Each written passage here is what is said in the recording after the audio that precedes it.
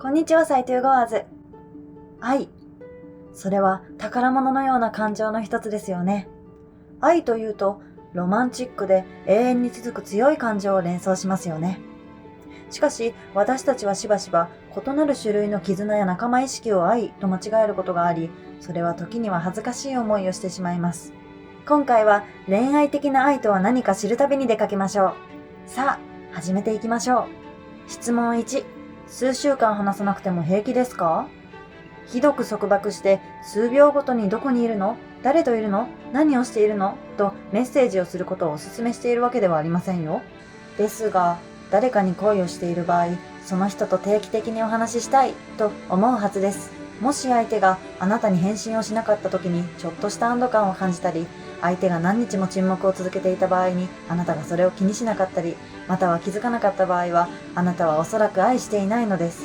愛することはかなり強烈な感情なので、超冷静な感情ではないのです。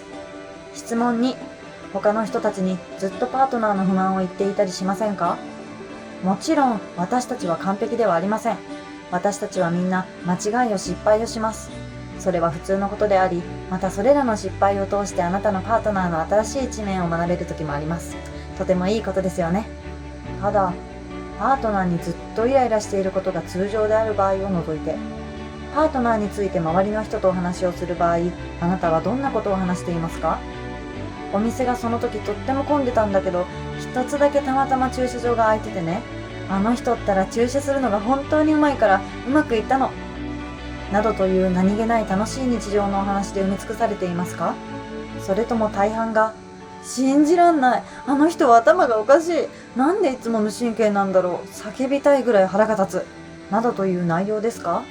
たまにの愚痴が頻繁になってしまうと、愛は徐々に薄れていくかもしれませんよ。質問3、今でもパートナーと一緒にいるのは楽しいですか？自分の心に正直になってくださいね。彼らがデートをキャンセルしたとき、安心しますか？彼らと一緒にいることは仕事のように感じますか？あなたが普段は自分の時間を過ごすことを好む人であっても、少なくともパートナーと一緒にいる時間を楽しんだり、安心したりするはずです。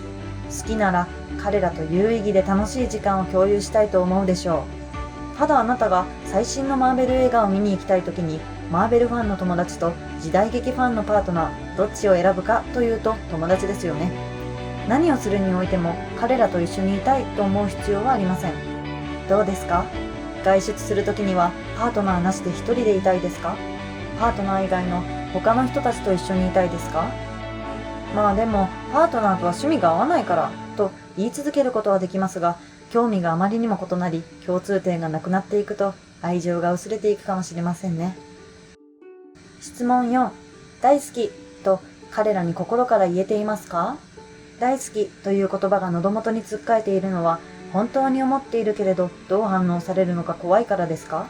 もしそうなら、愛しているけれど少し不安を感じているのでしょうね。それとも、愛してる、大好きと強制的に相手に言わされているように感じていますか？カードの支払いのように。もし本当に愛を感じていなくて言葉が詰まるなら、恋でない可能性があります。質問5、パートナーといるとき自分らしくいれますか？些細なことや共通の好きなことに関する話では正直なあなたでいることができるでしょう。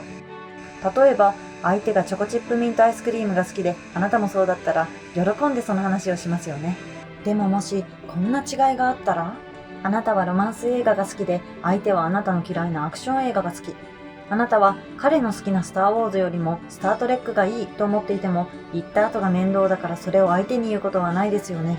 些細なことでも隠してしまうことがあるのは自分らしくいられていないからではないでしょうか。あなたがパートナーといるとき自分らしくいられないと感じるなら、それは本当に愛なのでしょうか。愛は私たちを最高の自分にし、最高の気分にさせてくれます。